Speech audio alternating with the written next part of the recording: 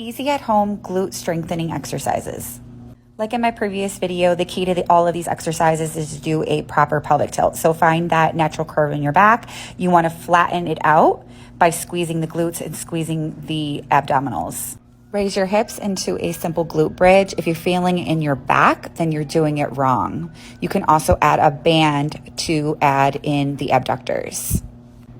Another variation of the classic glute bridge is putting your feet in a first position and then putting them together, opening them up, squeezing and lowering down. This is a classic clamshell. Again, you can use this with or without the band.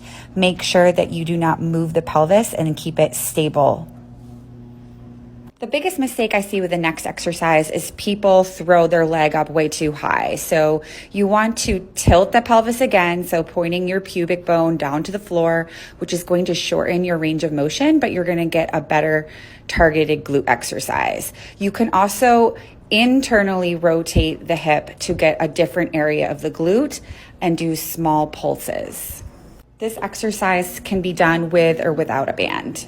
It's hard to tell because the video cuts off my foot, but I'm doing 3 different variations. I started off with the classic with the toe pointing downward.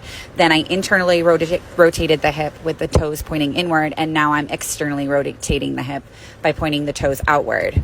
Fire hydrants target the glute med, which is in the outer hip. Don't forget to point the pelvic bone downward. You can use a band for more resistance. And lastly, glute bridge marches.